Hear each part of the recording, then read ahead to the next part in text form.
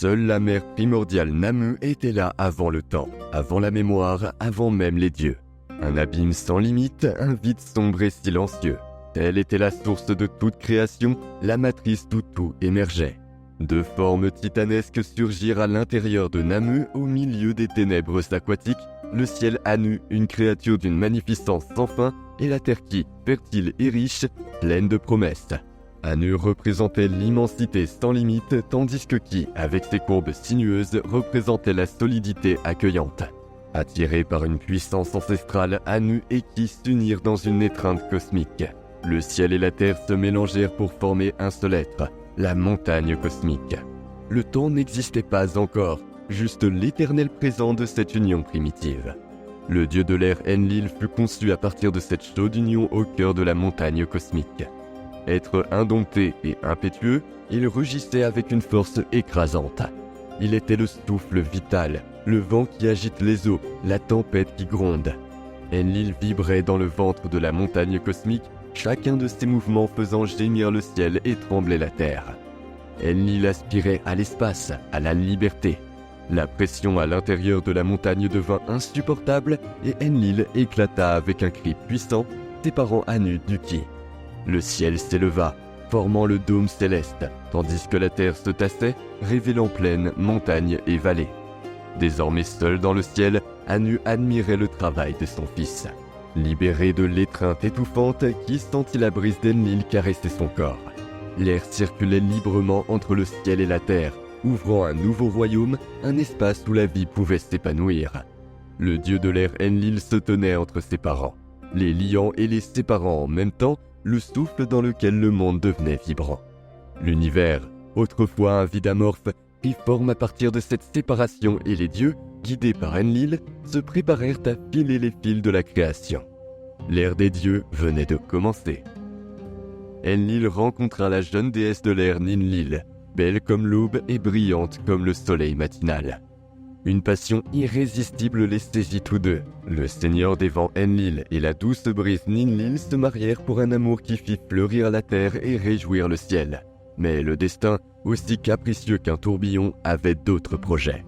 Harcelé par une erreur passée, Enlil craignait le jugement des dieux et décida de s'enfuir dans le cœur, le sombre monde souterrain. Enceinte de la semence d'Enlil, Ninlil ressentit une solitude atroce.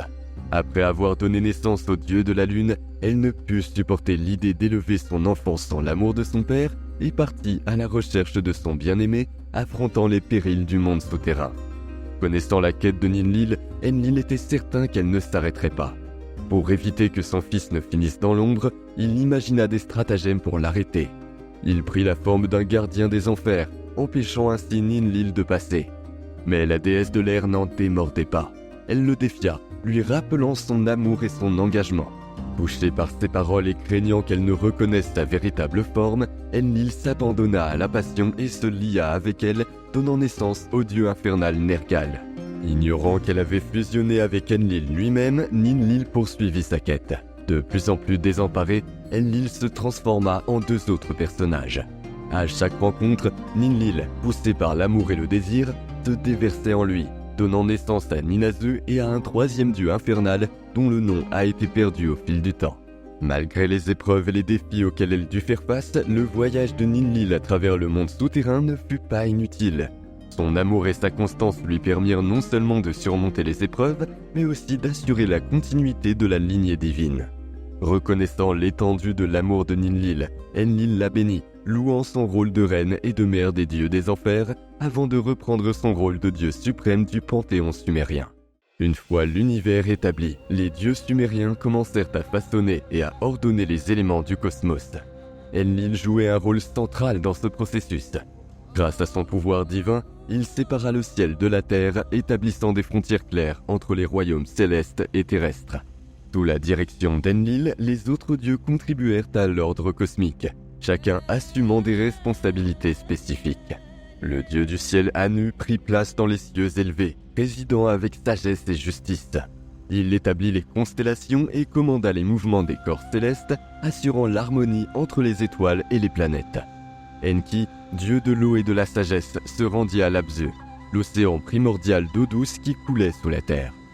C'est là qu'il structura les sources d'eau douce, les rivières et les canaux, apportant la fertilité à la terre et la vie aux rivages. Ninlil, déesse de l'air et compagne d'Enlil, était chargée des champs et des vents. Par sa douce brise, elle purifiait l'atmosphère et donnait le souffle de vie aux êtres vivants. Le dieu soleil Utu s'élevait chaque jour dans le ciel, répandant lumière et chaleur sur le monde, tandis que le dieu lune Nana faisait briller sa lumière argentée dans la nuit, contrôlant le temps et le cycle des marées. Les dieux formèrent également des montagnes et des vallées, divisant la terre en différentes régions, chacune avec ses propres caractéristiques et ses propres trésors. Les mers regorgeaient de créatures marines et la terre de plantes et d'animaux, chacun trouvant son propre habitat, contribuant ainsi à la diversité et à l'équilibre de l'univers. Enlil fit de Nippur le centre spirituel de la terre, où les dieux pouvaient se réunir et communier. Elle devint un point de jonction sacré entre le ciel et la terre, un lieu de culte et de révérence où les humains pouvaient entrer en contact avec les dieux par le biais de rituels et d'offrandes. Ayant achevé l'organisation de l'univers, les dieux observèrent leurs actes avec satisfaction. L'ordre et l'harmonie régnaient, établissant une base solide pour l'épanouissement de la vie. À partir de cette structure bien définie, la civilisation sumérienne prospéra, guidée par les principes divins établis par ses dieux créateurs.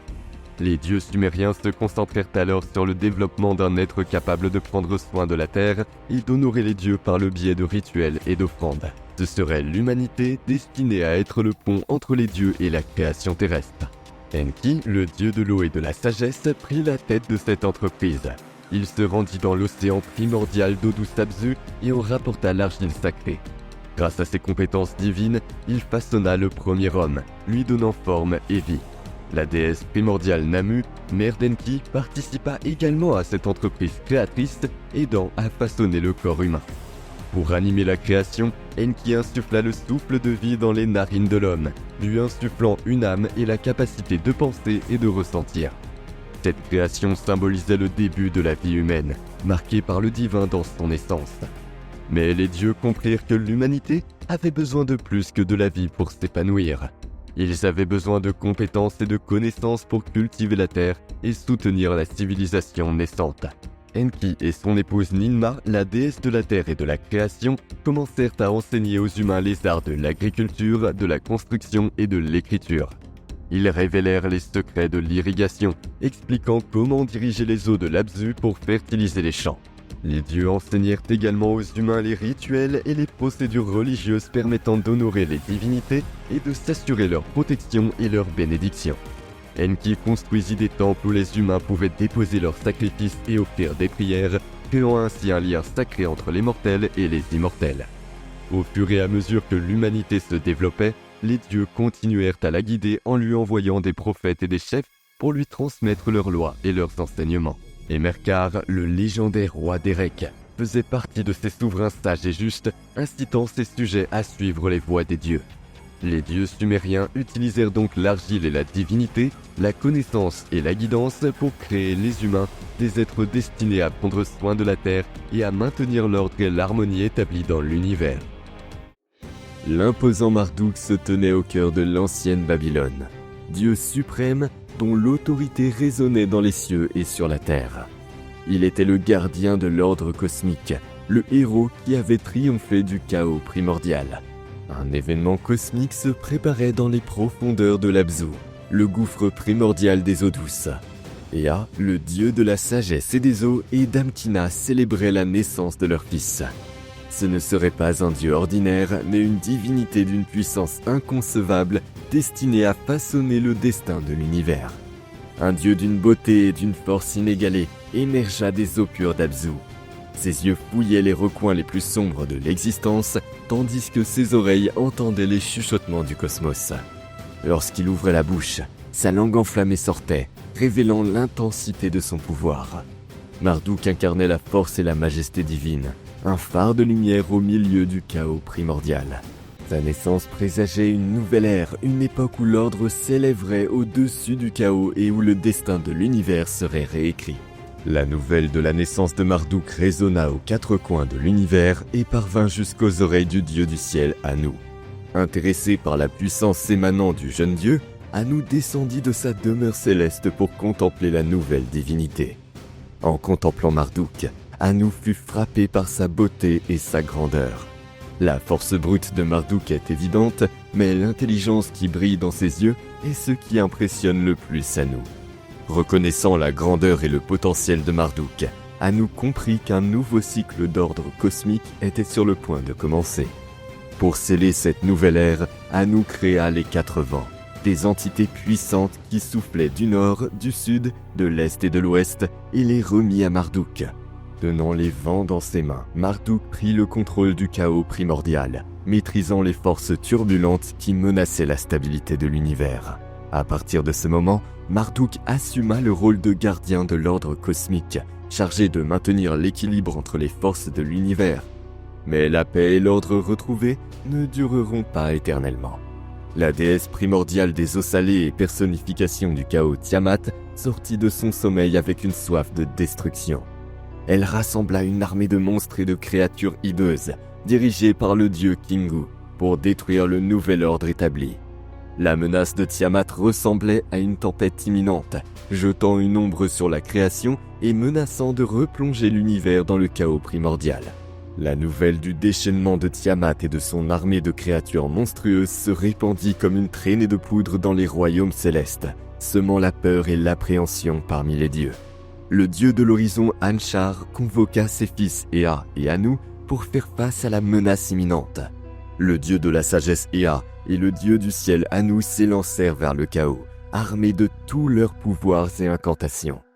Mais à l'approche de l'antre de Tiamat, l'ampleur de la menace se dévoila dans toute sa terrible gloire. Le rugissement tonitruant des créatures, l'énergie chaotique émanant de Tiamat et la vision de son armée monstrueuse suffirent à remplir de terreur le cœur des dieux. Malgré toute leur puissance, Ea et Anu reculèrent devant la menace, réalisant que la bataille contre Tiamat était bien au-dessus de leurs moyens. Compte tenu de l'impuissance des dieux les plus anciens, tout espoir semblait perdu, jusqu'à ce qu'Ea se souvienne de son fils Marduk. Le puissant dieu fut appelé à mener la bataille contre Tiamat. Il accepta le défi, confiant dans son pouvoir et ses capacités, mais non sans imposer ses conditions. Il exigea en échange de son triomphe d'être nommé Dieu suprême avec un pouvoir absolu sur tous les autres. Considérant Marduk comme le seul espoir de salut, les dieux acceptèrent ses exigences. L'invocation de Marduk fut un tournant dans la bataille contre le chaos, allumant la flamme de l'espoir au milieu des ténèbres imminentes. Des profondeurs surgit Tiamat, la personnification du chaos. Ses yeux brûlants de rage, son corps écailleux ondulant de puissance destructrice. Sa voix se répercutant dans le vide, Tiamat dit « Jeune fou arrogant, oserais-tu défier mon pouvoir ? Tes alliés sont faibles, et tu n'es pas de taille face à la force du chaos primordial. » Marduk répliqua avec un sourire de défi. « Tiamat, tes paroles sont aussi vides que l'abîme d'où tu as surgi.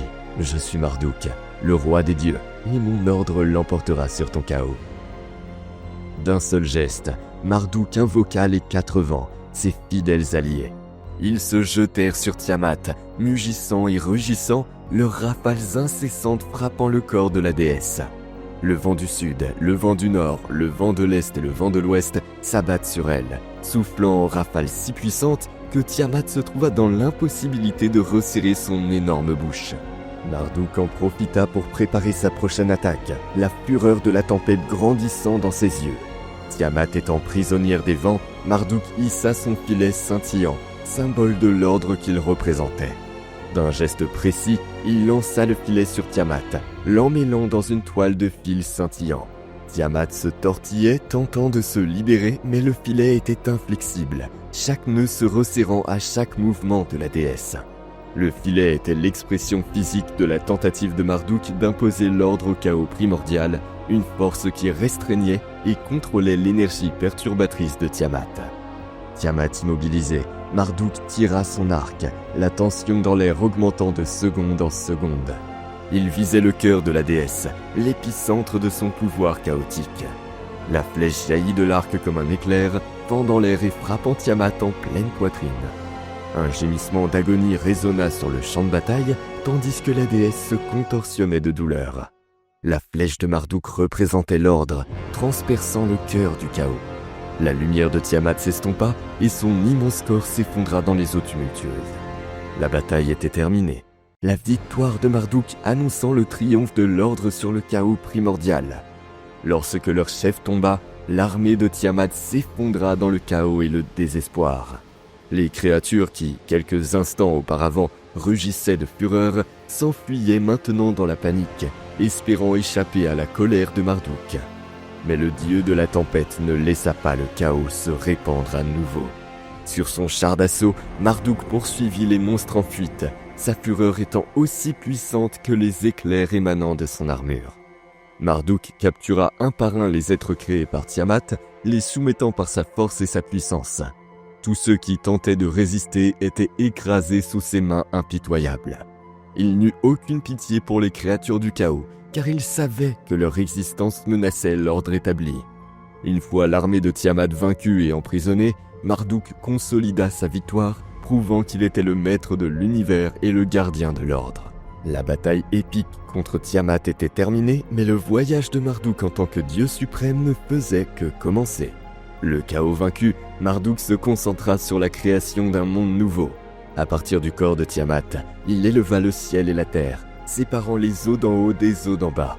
Avec habileté et précision, il façonna les étoiles, les fixant dans leurs constellations, et traça la trajectoire des planètes, définissant leurs mouvements et leurs cycles. Il établit le calendrier, divisant l'année en mois et en jours, et définit les lois qui régissent l'univers, assurant l'harmonie et l'équilibre entre toutes choses. Reconnu pour ses actes héroïques et sa puissance créatrice, Marduk consolida sa position de dieu suprême du panthéon babylonien. En signe de respect et de gratitude, les autres dieux le couronnèrent comme leur roi et lui jurèrent une loyauté éternelle. Grâce à sa sagesse et à sa force, Marduk régna sur les dieux et l'humanité, faisant régner l'ordre et la justice dans tout l'univers. Son nom résonna à travers les âges, repris dans les hymnes et les rituels, et sa légende constitua la base de la cosmogonie babylonienne, un témoignage du triomphe de l'ordre sur le chaos et de la création d'un monde à partir de la destruction. Avant que la colère des cieux ne s'abatte sur la terre, les dieux régnaient en maître sur la plaine mésopotamienne. L'humanité fut façonnée dans l'argile pour servir d'humble serfs aux puissants dieux sumériens. En tant que tels, les hommes cultivaient la terre, construisaient des temples et offraient des sacrifices à leurs créateurs, assurant ainsi la prospérité et l'ordre dans le monde. Comme les grains de blé éparpillés sur une terre fertile, le monde se répandit en nombre considérable. Les villages devinrent des villes dynamiques et le martèlement incessant des ateliers pénétra les oreilles divines même la nuit. Autrefois murmure lointain, il était désormais un grondement ininterrompu perturbant la paix céleste. Le dieu des vents et des tempêtes Enlil, qui régnait du haut de son dôme à Nippur, était le plus affligé. Son sommeil, autrefois paisible, était désormais peuplé de cauchemars. À chaque rafale de vent, il entendait les cris des hommes, le cliquetis des armes et les gémissements des enfants. Il sentait le sol vibrer sous les pas pressés des mortels, le poids de leurs constructions inconsidérées et l'odeur de leurs ambitions démesurées. Enlil dit « Assez, l'humanité est devenue insolente, un fléau qui infeste la terre de son arrogance. Leur bruit m'empêche de penser, leur agitation m'empêche de me reposer. Qu'ils soient exterminés, afin que l'ordre soit rétabli. » Enlil déchaîna alors sa fureur sur les mortels. De terribles fléaux ravagèrent les villes, polluant l'air et pourrissant les récoltes. Une famine implacable s'empara de la terre, transformant les hommes forts en misérables affamés. Tel un loup affamé, la maladie rôdait dans l'ombre, emportant jeunes et vieux, riches et pauvres, sans aucune pitié. Mais le dieu de la sagesse Enki, qui avait façonné les humains de ses propres mains, ne pouvait rester sans rien faire et assister à leur anéantissement. Il chuchota des secrets aux hommes, leur apprenant à apaiser la colère d'Enlil. Par des rituels de purification, des offrandes d'encens et des sacrifices d'animaux, les humains implorèrent le pardon. La fureur d'Enlil se calma pour un temps, la terre refleurit et l'humanité se sentit soulagée. Cette trêve était cependant fragile. Le souvenir de l'insolence humaine brûlait encore dans l'esprit d'Enlil. À chaque nouveau cycle lunaire, à chaque nouvelle récolte, les supplications des gens le mettaient en colère, comme une blessure qui refusait de cicatriser. La patience divine finit par s'épuiser. « L'humanité n'a pas appris sa leçon », s'exclama Enlil. « qu'il soit balayé de la surface de la terre, afin qu'il ne trouble plus jamais notre paix. Le sort de l'humanité était scellé. Le Dieu impitoyable Enlil décida d'envoyer le plus grand des châtiments, un déluge qui engloutirait la terre, noyant tous les êtres vivants sous le fracas des vagues. Ziusudra, également connu sous le nom d'Utnapishtim, vivait parmi les mortels. Roi de Churupak, il était un homme au cœur pur et à la dévotion inébranlable envers les dieux. Alors que d'autres avaient recours à l'arrogance et à l'ambition, Ziusudra gouvernait avec justice et sagesse, offrant sincèrement des prières et des sacrifices en toute humilité. Enki observait Ziusudra avec une satisfaction croissante. Ce roi juste était comme un diamant brut étincelant dans la terre. Une fois que la décision d'Enlil fut devenue contraignante et que le sort de l'humanité semblait avoir été décidé, Enki refusa de laisser Ziusudra être condamné à l'extinction. Par compassion, Enki chercha Ziusudra en rêve. La voix du dieu résonna dans l'esprit endormi du roi, lui disant « Ziusudra, la colère d'Enlil va s'abattre sur la terre. Un déluge destructeur, comme on n'en a jamais vu auparavant, submergera les plaines, noyant les hommes et les animaux sous les vagues déchaînées. Toute l'humanité sera purifiée par le chaos, et seul toi, Ziusudra, l'élu, aura une chance de survivre. » Lorsqu'il se réveilla, Ziusudra avait des sueurs froides d'angoisse. La voix d'Enki résonnait encore à ses oreilles, chargée d'un terrible présage. Cependant, en même temps que la peur, une flamme d'espoir s'alluma dans sa poitrine, la promesse du salut. Il se souvient des paroles du Dieu.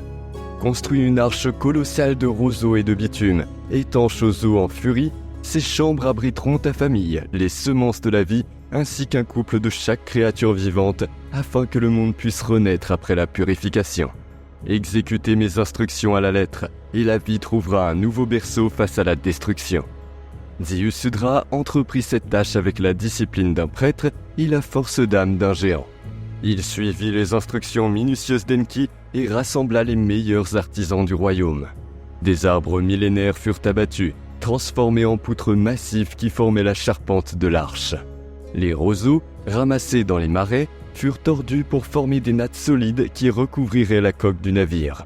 Le bitume, tiré des profondeurs de la terre, fut fondu et soigneusement coulé, scellant chaque crevasse, chaque joint contre les eaux en furie.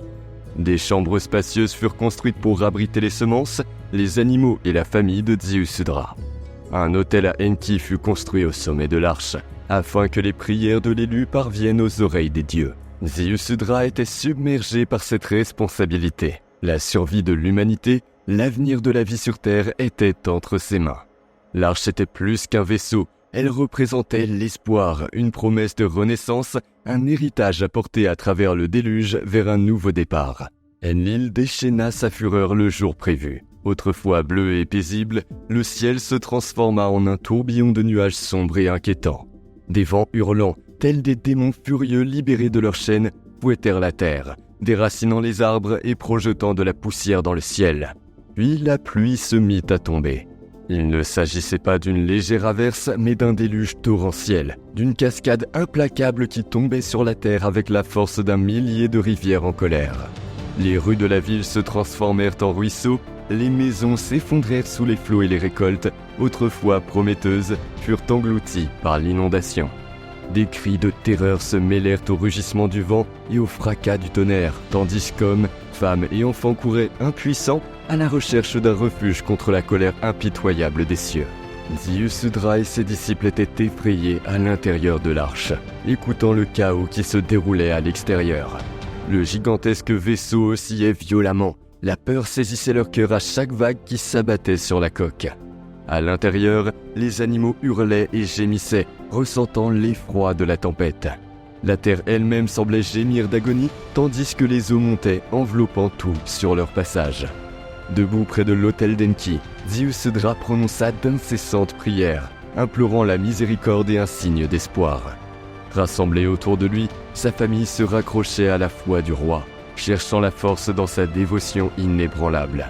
La tempête gronda pendant 7 jours et 7 nuits. Lentement, comme un géant épuisé, le vent commença à se calmer. Un silence profond, presque inquiétant, envahit les eaux jusqu'à l'horizon, une mer infinie où la vie semblait s'être éteinte.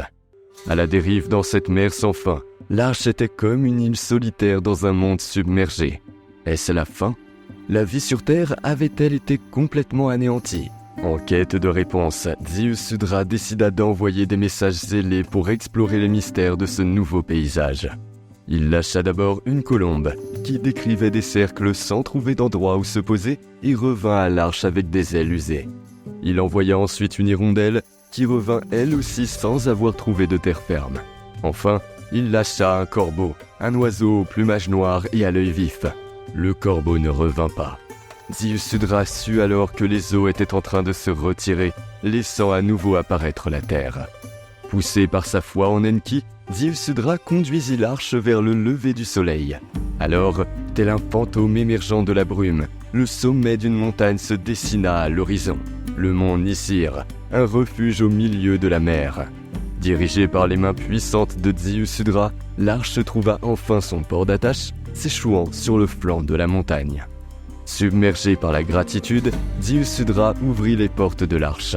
L'air frais, teinté de l'odeur de la terre humide et de la végétation revivifiée, inonda ses poumons. Les animaux, avides de liberté, jaillirent du bateau et se répandirent sur le flanc de la montagne.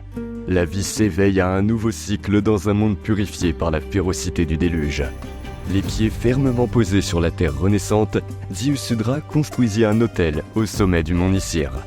Les flammes qui sortaient de l'autel touchaient le ciel, emportant avec elles le parfum du cèdre et du bois de santal, tandis que le roi, les mains levées en signe de supplication, offrait aux dieux le premier sacrifice du nouveau monde. Un taureau à la robe blanche et aux cornes imposantes fut immolé sur l'autel. Enlil sentit l'odeur de l'offrande et s'approcha. Autrefois furieux, il regardait maintenant le spectacle avec regret. L'immensité de la destruction, le silence oppressant qui régnait sur la terre, le poids de la solitude qui l'entourait, tout cela lui écrasait la poitrine d'une douleur lancinante. Enlil dit alors « La fureur m'a aveuglé, et la colère m'a poussé à un acte d'une cruauté insensée. Malgré sa folie, l'humanité ne méritait pas un tel châtiment. Ziusudra, je vois en toi la preuve que la bonté persiste sur terre, et je regrette profondément mon acte irréfléchi. » Les autres dieux, réunis autour de l'autel, acquiescèrent silencieusement.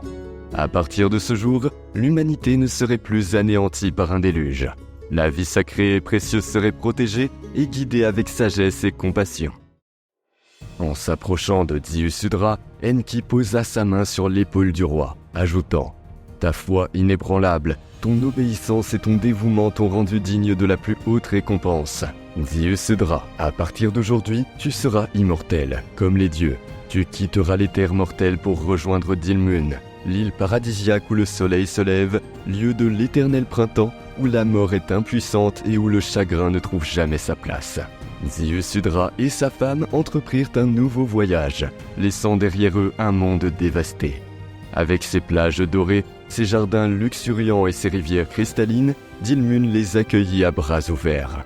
Ziusudra et sa bien-aimée y vivront à jamais, témoins de la reconnaissance de la vie sur Terre. Les eaux du déluge se retirèrent, découvrant un sol fertile prêt à être cultivé.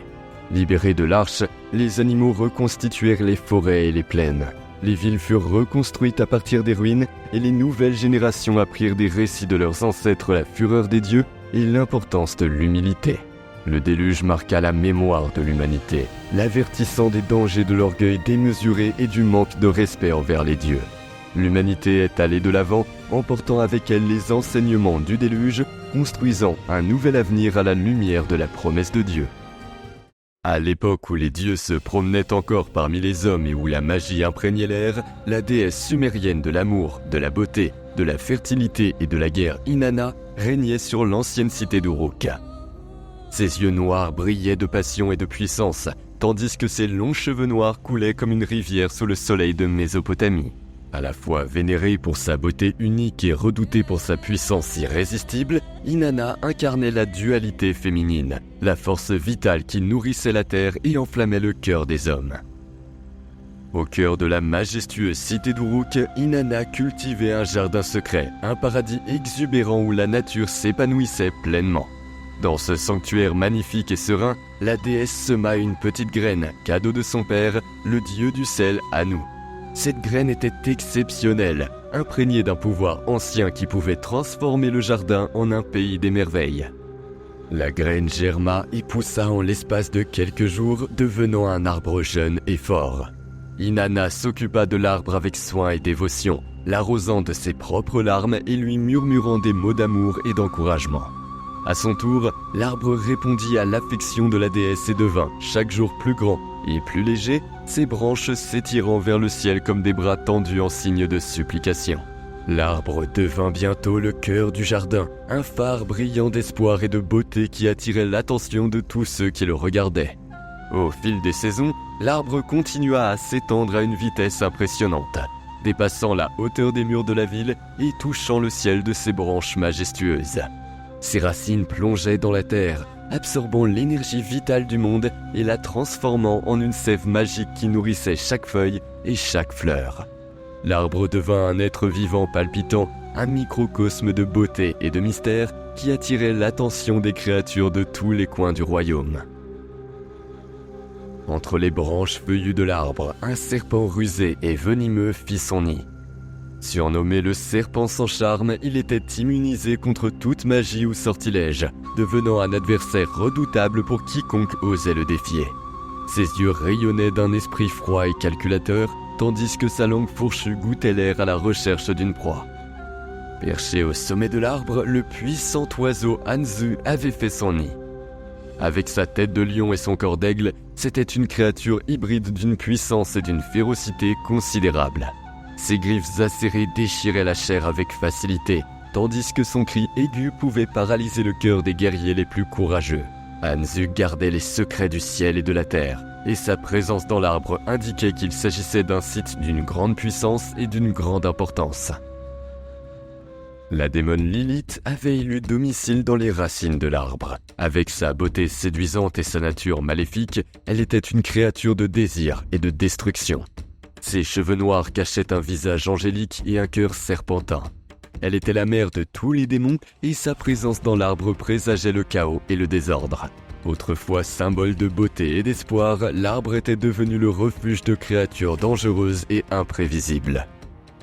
Autrefois fière de sa création, Inanna se sentait à présent inquiète et craintive. Elle savait que la présence de ces créatures menaçait son jardin et la ville d'Uruk. Elle décida de construire un trône et un lit avec le bois sacré de l'arbre, des objets qui symboliseraient sa puissance et sa beauté. Le trône serait un siège de commandement, d'où elle gouvernerait Uruk avec droiture et sagesse. Le lit serait un abri de plaisir et de repos, un foyer où elle pourrait renouveler son énergie et se donner à ses amants. Mais les créatures qui habitaient l'arbre empêchaient ses souhaits de se réaliser. Le serpent, avec son venin mortel, gardait le tronc de l'arbre, empêchant quiconque de s'en approcher. L'oiseau Anzu, avec ses griffes acérées et son cri strident, protégeait les branches les plus hautes, là où le bois était le plus solide et le plus résistant. Et Lilith, avec son charme et sa ruse, séduisait et trompait ceux qui tentaient de s'approcher de l'arbre, les menant à la ruine. À plusieurs reprises, elle tenta de s'approcher de l'arbre, mais fut repoussée par les créatures. Elle utilisa sa magie et ses incantations, mais rien ne semblait fonctionner contre le serpent, l'oiseau et le démon. Inanna se retrouva face à un dilemme. Abandonner ses espoirs ou trouver le moyen de surmonter les obstacles qui l'empêchaient de les réaliser. Résolue à ne pas renoncer à ses aspirations, Inanna se tourna vers son frère, le puissant héros Gilgamesh, roi d'Uruk. Réputé pour sa force surhumaine, son courage inébranlable et sa beauté incomparable, il était le seul à pouvoir l'aider à affronter les créatures qui gardaient l'arbre. Le cœur lourd et tourmenté, Inanna chercha Gilgamesh dans son somptueux palais. Elle pleura et le supplia de l'aider, lui racontant l'histoire de l'arbre, des créatures qui l'habitaient et de ses rêves contrariés. Touché par la souffrance de sa sœur et stimulé par le défi qui l'attend, Gilgamesh accepta volontiers de l'aider, ses yeux pétillants de promesses d'aventure et de gloire. Armé de son épée étincelante, forgée par les dieux, et de son bouclier impénétrable, Gilgamesh se dirigea vers le jardin sacré. Le serpent bondit sur Gilgamesh, crachant son venin mortel. Mais le héros, aux réflexes rapides et aux mouvements précis, esquiva le coup et écrasa la tête de la créature avec son bouclier. L'oiseau Anzu, avec ses ailes noires comme la nuit et son cri rugissant, descendit du ciel en piqué pour se déchaîner. Grâce à sa force surhumaine, Gilgamesh brandit son bouclier et bloqua l'assaut. Constatant la puissance de son ennemi, l'oiseau rusé décida de rompre le combat, emportant avec lui les petits qui se trouvaient dans son nid. Lilith, la plus sournoise des créatures, tenta d'user de ses charmes et de ses ruses pour séduire Gilgamesh et le détourner de son objectif. Elle s'approcha du héros avec sa beauté envoûtante, lui murmurant des promesses de pouvoir et de plaisir. Mais Gilgamesh, doté d'une intelligence vive et d'un cœur fidèle à Inanna, résista à la tentation. Il prononça le nom de sa sœur et, dans un puissant rugissement, repoussa Lilith dans l'ombre d'où elle était venue. L'arbre, enfin débarrassé des créatures qui l'avaient habité, s'éleva haut et majestueux.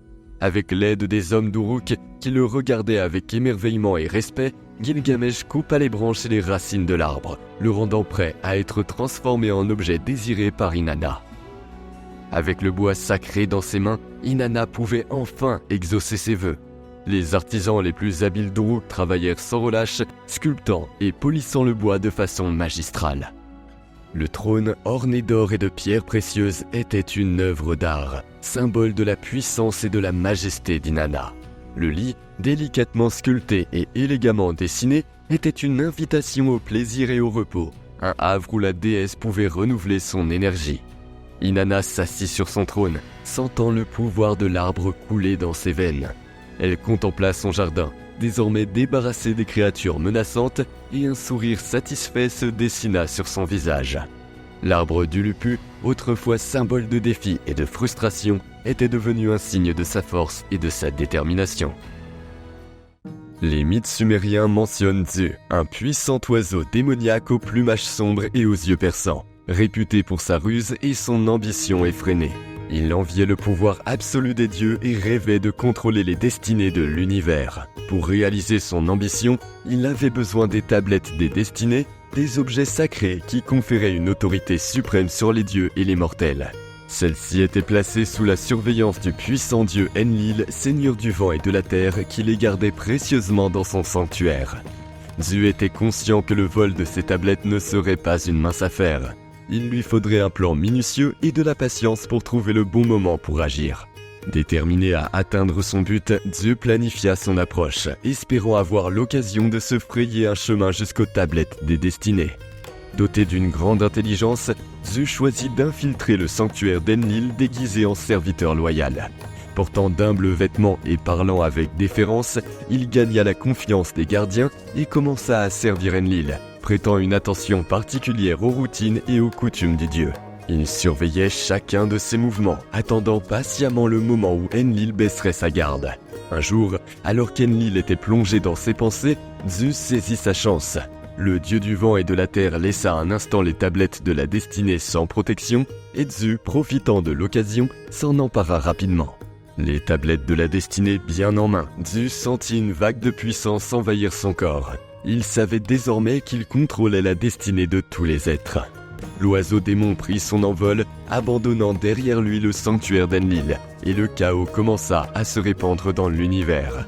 L'ordre cosmique était en péril, et les dieux ne tarderaient pas à prendre conscience de l'ampleur du désastre qui les attendait. Avec Zu en possession des tablettes des destinées, l'équilibre du cosmos fut immédiatement ébranlé. Les tablettes, qui conféraient le pouvoir de régir le destin des dieux et des mortels, étaient désormais détenues par un être dont l'ambition dépassait toutes les limites. Zu commença à exercer son nouveau pouvoir à sa guise, modifiant les destins à sa guise sans se soucier de l'ordre et de l'harmonie de l'univers. Le chaos se répandit rapidement. Les forces de la nature échappèrent à tout contrôle, de violentes tempêtes et des tremblements de terre secouèrent la terre, et le cycle naturel des saisons fut interrompu. Les mortels et les dieux subirent les effets dévastateurs de la perte de contrôle de leur destin. Les prières des humains aux dieux se transformèrent en cris de désespoir, et même les dieux les plus puissants se retrouvèrent impuissants face à la domination de Zu. Autrefois symbole d'ordre et de stabilité, le panthéon des dieux était désormais envahi par la confusion et l'incertitude. Des changements s'imposaient et rapidement. pour rétablir l'équilibre et récupérer les tablettes de la destinée de l'emprise de Dzu. Face à la montée du chaos, les dieux se réunirent en conseil d'urgence. La situation était désastreuse et chacun savait qu'il fallait prendre des mesures radicales pour empêcher Dzu de continuer à faire des ravages. Bien qu'encore humilié par la perte des tablettes, Enlil prit la tête du conseil, admettant l'urgence de prendre des mesures décisives. Les dieux débattirent de diverses options, mais il devint rapidement évident qu'ils avaient besoin d'un chef courageux et puissant pour affronter Dzu et récupérer les tablettes des destinées. Enlil suggéra le nom de Ninurta, le dieu intrépide de la guerre et de la chasse, réputé pour sa bravoure et ses talents de combattant inégalés.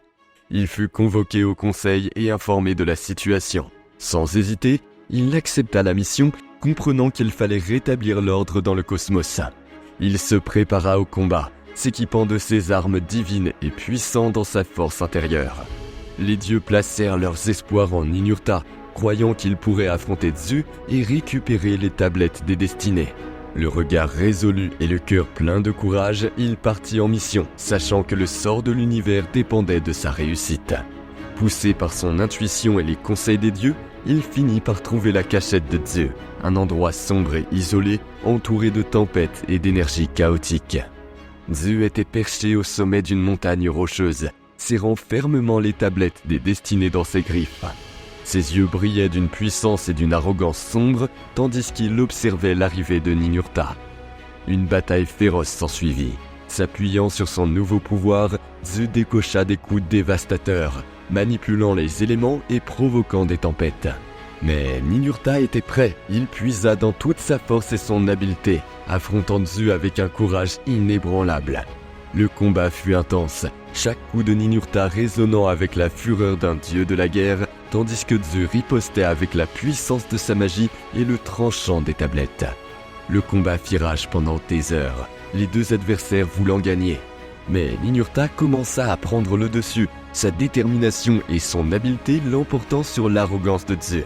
D'un coup décisif de son arme divine, Ninurta fit tomber Dzu au sol, le désarmant et le forçant à lâcher les tablettes des destinées. Vaincu et impuissant, Dzu fut finalement submergé. Ninurta prit les tablettes des destinées, sentant l'importance et le poids de la responsabilité qu'elles représentaient. L'ennemi neutralisé, il savait que l'équilibre du cosmos pouvait être rétabli.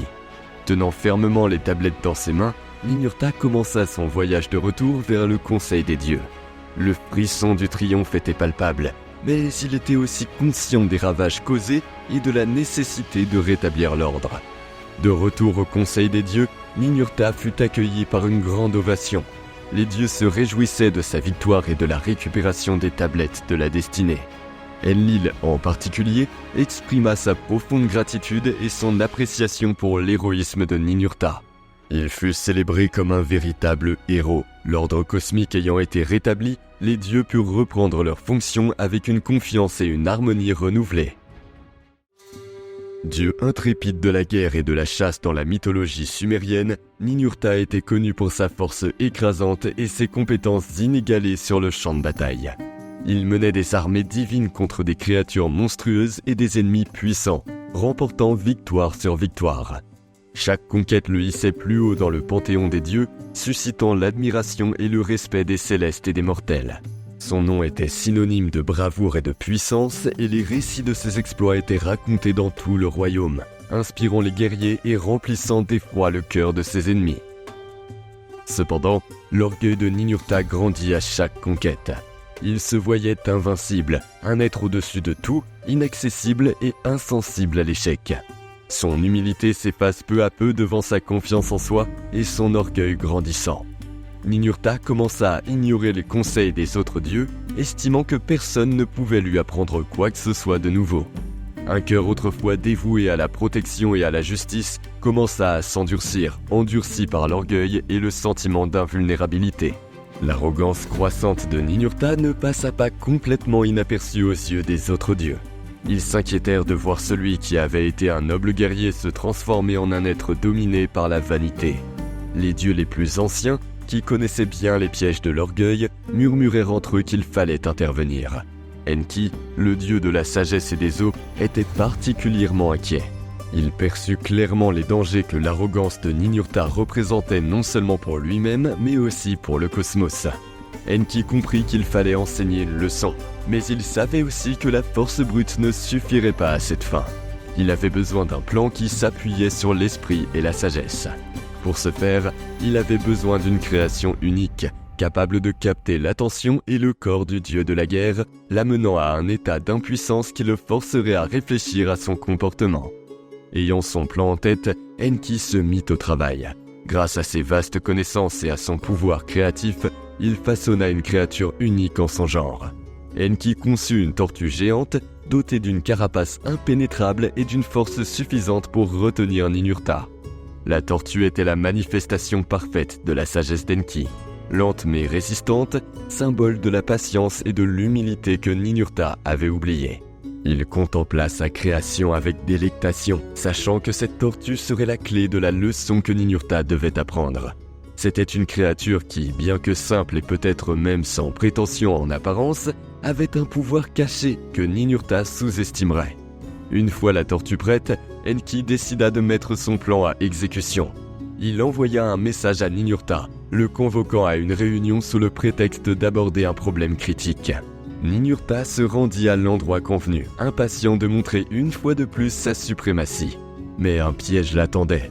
Il fut pris en embuscade par la tortue géante qui, grâce à sa carapace dotée de pouvoirs magiques conférés par Enki, réussit à piéger le dieu arrogant. Ninurta lutta de toutes ses forces, utilisant son pouvoir de dieu de la guerre pour tenter de se libérer. Mais la carapace de la tortue, imprégnée de la magie d'Enki, était incassable. Ses mouvements ne firent que resserrer l'étreinte. Il grogna de frustration, son orgueil et sa fierté s'étant transformés en désespoir. Tandis que Ninurta se battait en vain, Enki observait silencieusement. Il savait que la force brute ne suffirait pas pour se sortir de cette situation. Ninurta devait utiliser son intelligence et sa sagesse, qualités qu'il avait négligées lors de son ascension. Désormais immobilisé et n'ayant d'autre choix que d'affronter sa propre vulnérabilité, Ninurta s'engagea dans un voyage de découverte de soi et de transformation. La leçon d'Enki avait commencé et le destin de Ninurta dépendait de sa capacité à apprendre et à grandir à partir de cette expérience. Il commença à réfléchir à ses récentes actions, à son orgueil grandissant et à la façon dont il avait ignoré les conseils des autres dieux. Il se souvint des vertus d'humilité et de sagesse qu'il avait autrefois appréciées, mais qui avaient été éclipsées par sa vanité. La lucidité lui apporta une clarté douloureuse, révélant à quel point son comportement s'était éloigné des valeurs qui avaient fait de lui non seulement un guerrier, mais aussi un chef respecté. Après une période qui lui parut une éternité, Enki constata que la transformation intérieure de Ninurta était achevée. Utilisant la magie qui reliait la tortue à lui, Enki vit le moment où Ninurta accepta la vérité sur sa propre vulnérabilité et la nécessité de faire preuve d'humilité. Satisfait de ce changement, il décida de libérer le dieu de la guerre. L'expérience marqua l'esprit du dieu et Enki sut que la leçon avait été bien apprise. Désormais libéré de sa carapace de tortue, Ninurta était visiblement changé.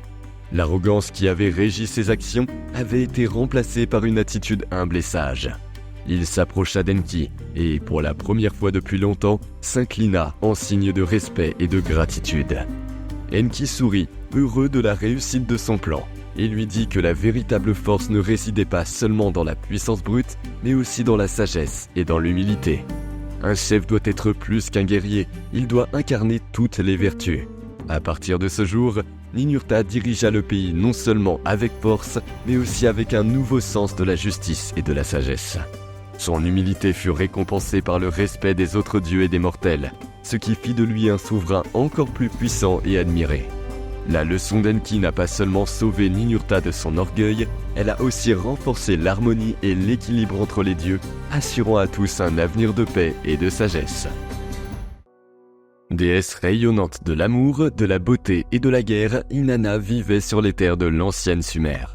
Avec ses yeux noirs et lointains comme la nuit, elle fascinait tout le monde par sa beauté et sa puissance. Ses longs cheveux noirs ruisselaient comme l'Euphrate, et son corps mince et agile était orné de bijoux fins et de vêtements somptueux. Inanna était une déesse puissante, connue pour inspirer à la fois la passion et la crainte. Elle protégeait les amoureux et inspirait les poètes. mais elle était aussi la déesse de la guerre, menant les armées au combat avec une fureur implacable.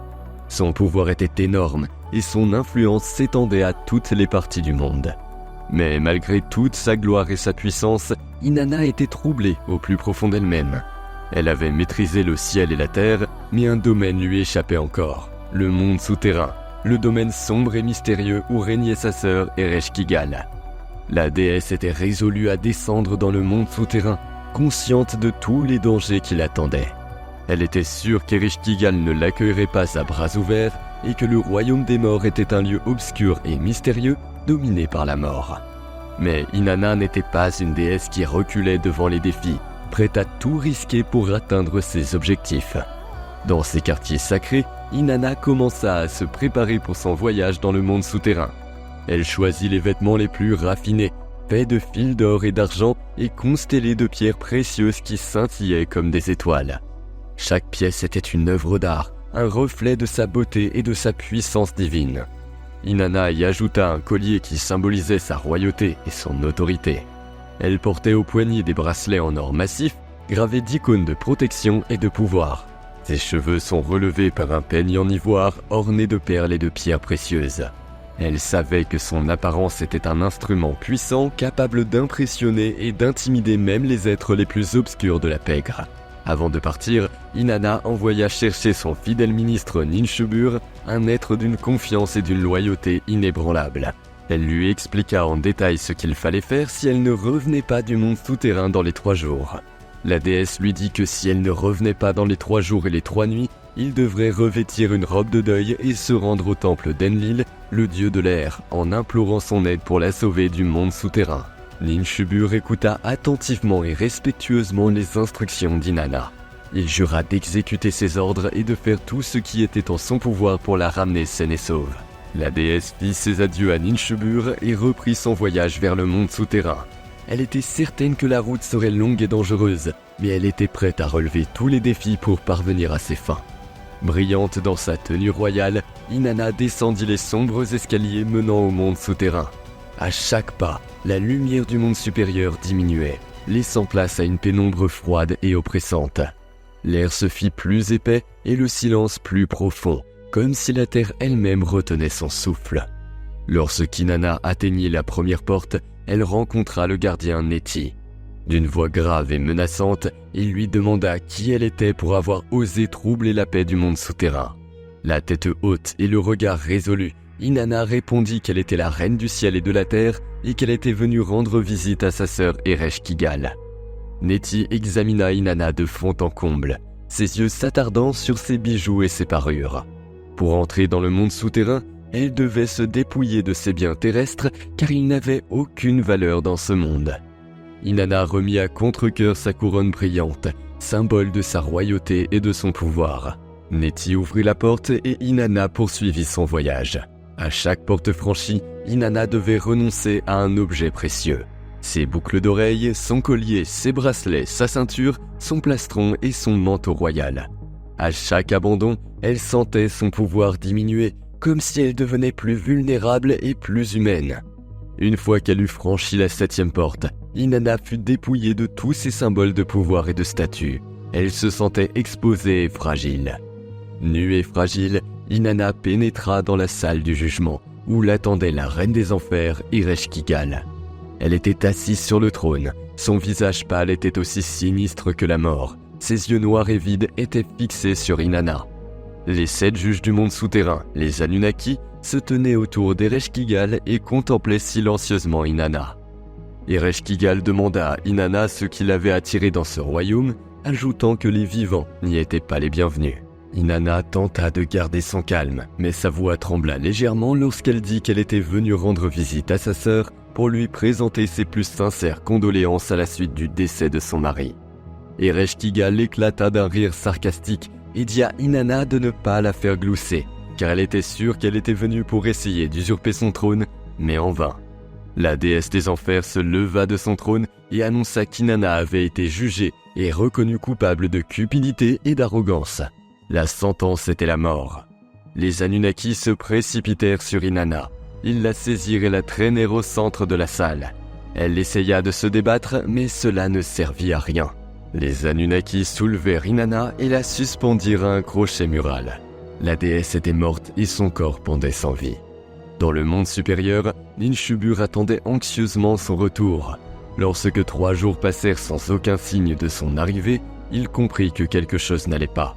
Se souvenant des instructions d'Inanna, il revêtit des vêtements de deuil et se rendit au temple d'Enlil, le dieu de l'air. Ninshubur supplia Enlil d'aider Inanna, mais le dieu resta inactif. Il déclara qu'Inanna avait violé les lois du monde souterrain et qu'elle devrait payer les conséquences de ses actes. Désespéré, Ninshubur se rendit au temple de Nanna, le dieu de la lune, mais celui-ci refusa également de l'aider, prétextant qu'il ne pouvait pas se mêler des affaires du monde souterrain. Ninshubur était au bord du désespoir lorsqu'il se souvint du dieu de la sagesse Enki. Il était le seul à pouvoir ramener sa déesse d'entre les morts. Retrouvant l'espoir, Ninshubur courut jusqu'au temple d'Enki. Il raconta au dieu tout ce qui s'était passé et implora son aide. Motivé par la compassion et la sagesse, Enki choisit d'intervenir. Il savait que la mort d'Inanna pouvait perturber le cosmos et causer des ravages dans le monde. Grâce à son intelligence et à sa créativité, Enki conçut 2 créatures sans sexe, les Galas. Il leur ordonna de se rendre dans le monde souterrain et d'utiliser leur ruse pour ramener Inanna à la vie. Les Galas, étranges et sans sexe, s'enfoncèrent dans le monde souterrain, guidés par la sagesse d'Enki. Ils franchirent les portes sans être vus car leur duplicité déconcertait les gardiens. Lorsqu'ils atteignirent la salle d'audience, ils trouvèrent Inanna pendue à un crochet, le corps sans vie. Le Gala s'approcha et, selon les instructions d'Enki, chanta des cantiques de deuil et des cantiques sacrés. Leurs voix sinistres et mélodieuses résonnaient dans la salle, emplissant l'air d'énergie magique. Enki avait fourni au Gala la nourriture et l'eau de la vie qu'ils offrirent à Inanna. Sentant l'énergie vitale circuler dans son corps, la déesse ouvrit les yeux et inspira profondément. La vie revint dans ses membres et elle fut libérée du crochet. Inanna était vivante, mais elle n'était pas au bout de ses peines. Le Gala l'informa que, si elle voulait quitter le monde souterrain, elle devait désigner quelqu'un pour prendre sa place.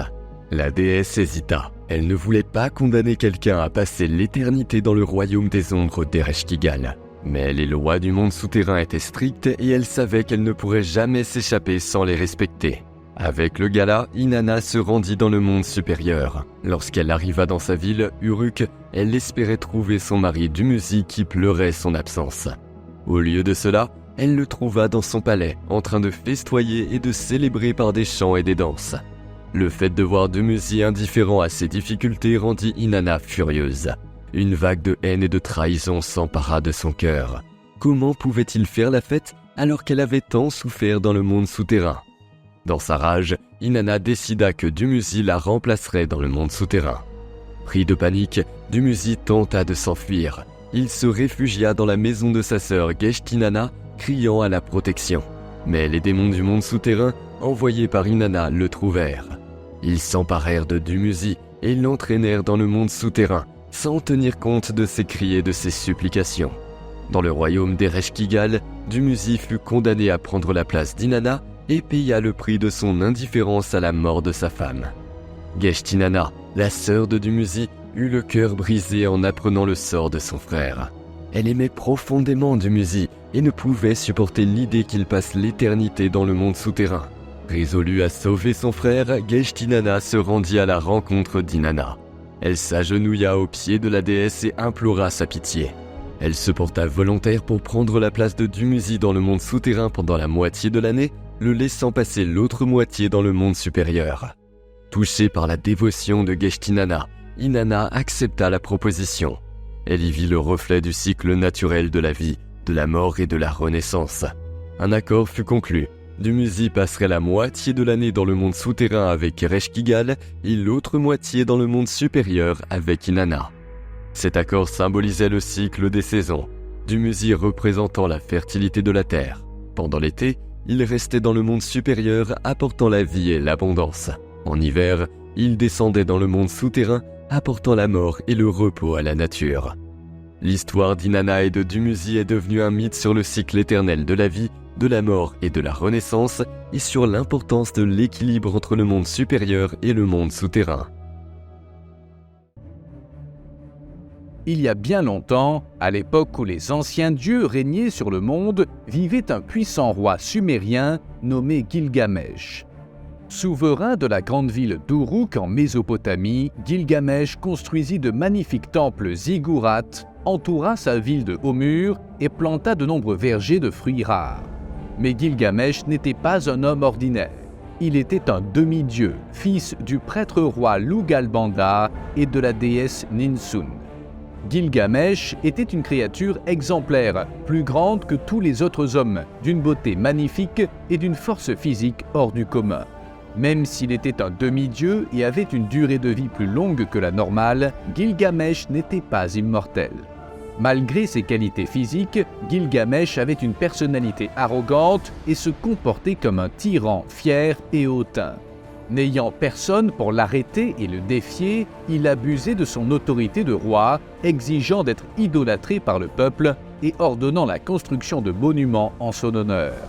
Il séduisait toutes les femmes qu'il attirait, même si elles étaient de la noblesse ou mariées. La population de la ville d'Uruk commença peu à peu à mépriser le roi.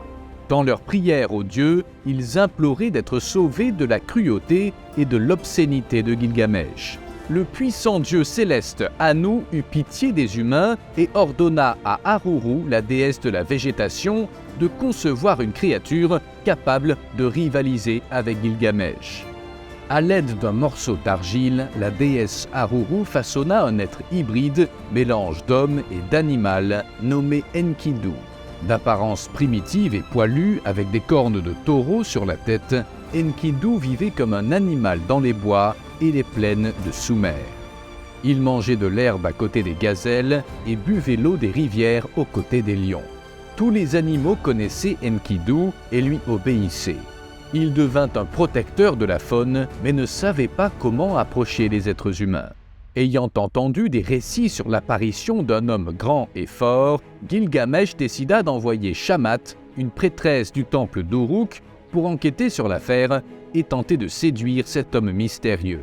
Le but était de lui retirer la pureté accordée par la déesse. À la surprise de la prêtresse, Enkidu était aussi impressionnant que Gilgamesh et elle tomba rapidement amoureuse de lui.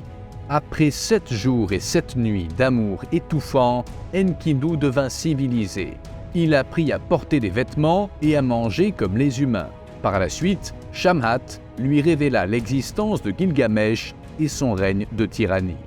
Un grand mariage était sur le point d'être célébré dans la ville d'Uruk. Mais comme d'habitude, Gilgamesh apparut et exigea de posséder la mariée avant le mariage. Au grand soulagement des mariés, Enkidu surgit de la foule.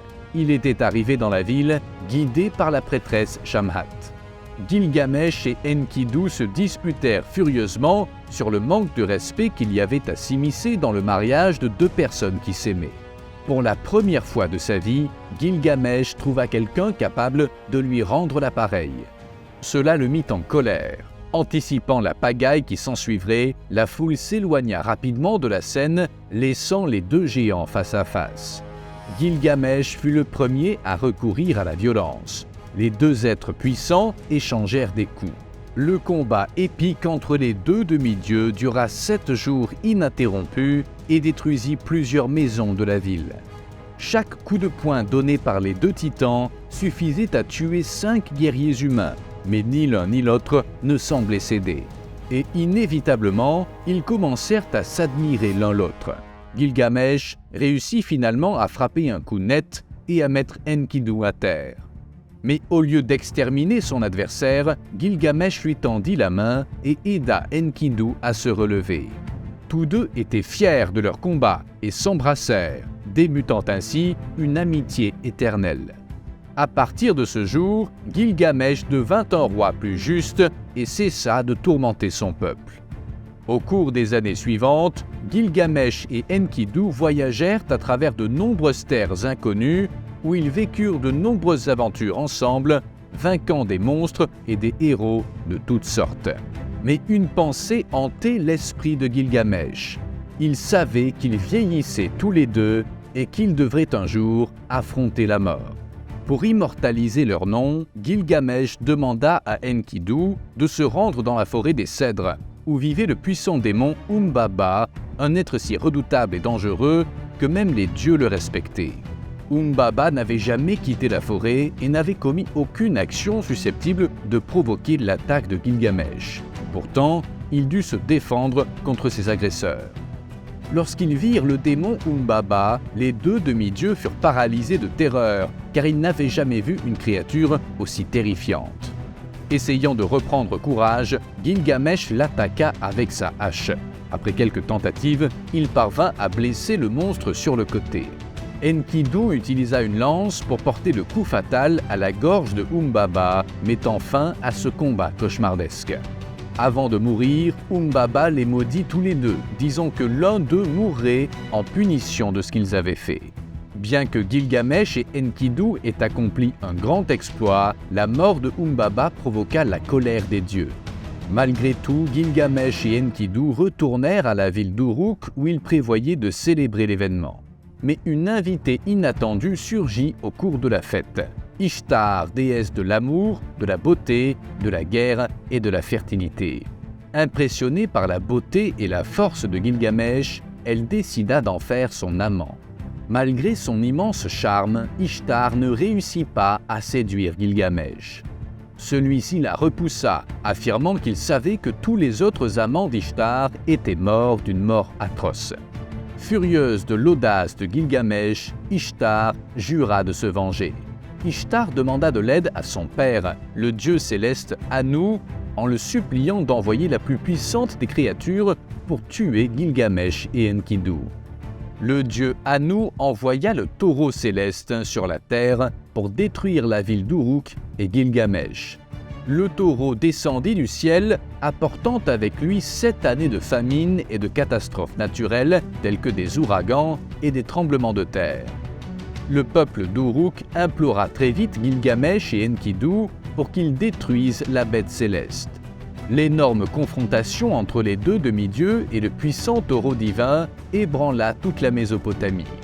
Gilgamesh et Enkidu utilisèrent les mêmes armes que celles avec lesquelles ils avaient vaincu le démon Humbaba et ensemble, ils tuèrent le taureau céleste. En signe de mépris, Gilgamesh coupa l'une des pattes du taureau et la jeta aux pieds de la déesse Ishtar qui observait le combat de loin. Non seulement Ishtar était en colère, mais les autres dieux se rebellèrent contre Gilgamesh et Enkidu, décidant de les punir.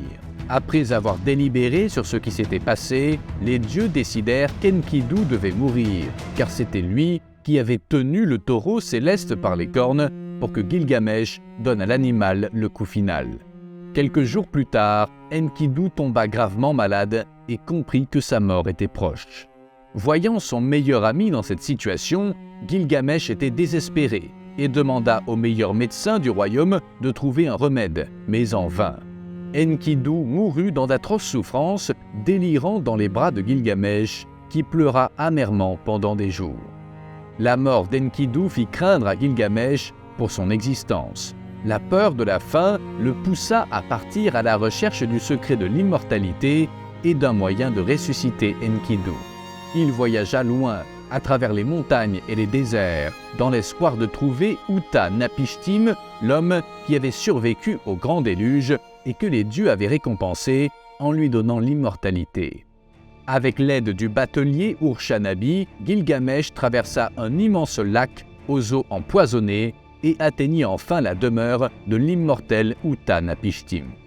Mais à la grande déception de Gilgamesh, Uta-Napishtim lui expliqua que seuls les dieux pouvaient lui accorder la vie éternelle. Pourtant, il existait dans les profondeurs de la mer une plante miraculeuse capable de rajeunir celui qui la mangeait, prolongeant ainsi sa durée de vie. Gilgamesh plongea dans la mer et trouva la plante.